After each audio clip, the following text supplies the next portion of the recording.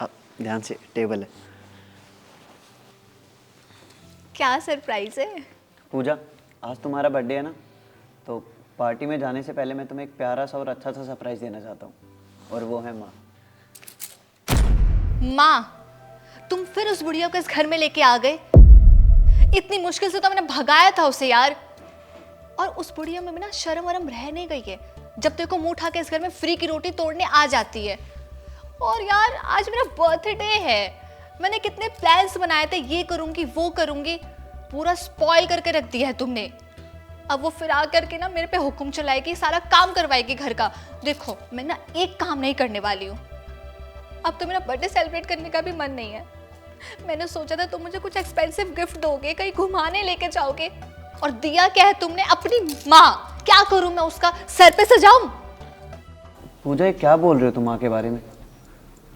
मैं जो कह रही हूँ ना एकदम ठीक कह रही हूँ। और मेरे हिसाब से ना उस बुढ़िया को वृद्धाश्रम छोड़ के आ जाना चाहिए। वैसे भी किसी काम की रह नहीं गई है, वो कोने में बैठी रहती है बस। पूजा बेटा, माँ,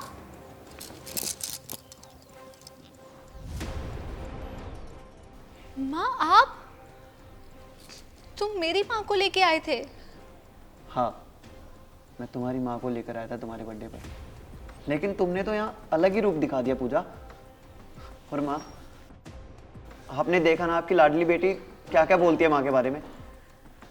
माँ, मुझे नहीं पता था कि आप हो। अगर मुझे पता होता ना मैं ऐसा कुछ भी नहीं बोलती। प्लीज माँ, मुझे माफ कर दो। I am sorry. पूजा, यहाँ पे तुम्हारी माँ है तो तुम माफ़ी मांग रही हो। अगर यहीं पे मेरी माँ होती ना, तुम कभी भी माफ़ी नहीं मांगती। अरे पता नहीं तुमने क्या क्या बुरा भला बोला है मेरी माँ के बारे में, मैं बता भी नहीं सकता। लेकिन है ना, इससे मुझे एक बात तो पता चल गई कि तुम्हारी नज़रों में ना मेरी माँ की कोई वैल्यू नहीं है। पूजा बेटा, ये सब क्या है? मैंने तुम्हें ऐसे तो संस्कार नहीं दिए थे ना, ना ही कभी तुम्हें ऐसा कुछ सिखाया। फिर ये सब इतना भेदभाव करना तुमने कहां से सीख लिया? बेटा, एक बेटी जब ससुराल में बहू बनकर के आती है ना, तो उसके पति का परिवार उसका अपना परिवार होता है, और उसकी सास उसकी माँ जैसी होती है। मुझे तो यकीन ही नहीं हो रहा कि तुम मेरा खून है। दामाद जी ने तो कभी भेदभाव नहीं किया, और तूने। अच्छा हुआ वो मुझे यहां लेकर के आ गए, तेरी असलियत तो मेरे सामने आ गई, वरना मैं तो कुछ और ही सोचती रहती। इतना अच्छा घर परिवार मिला है, उसकी इज्जत करना सीख, इन सब से प्यार करना सीख। लेकिन तू, एक बात बता, अगर कल को तेरी भाभी मेरे साथ ये सब करे, मुझे वृद्धाश्रम भेज दे, तुझे कैसा लगेगा? हाँ,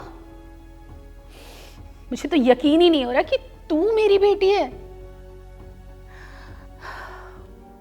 मुझे तुझ पे तो शर्म आती है।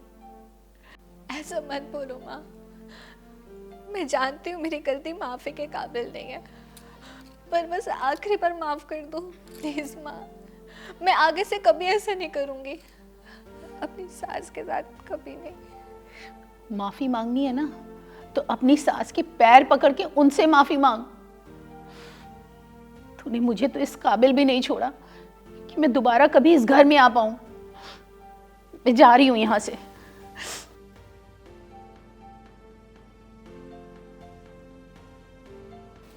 पूजा, अगर तुम्हें आज भी ये बात समझ नहीं आई ना, तो तुम्हें कभी नहीं आ सकती। बस एक बात याद रखना, माँ सबकी समान होती है।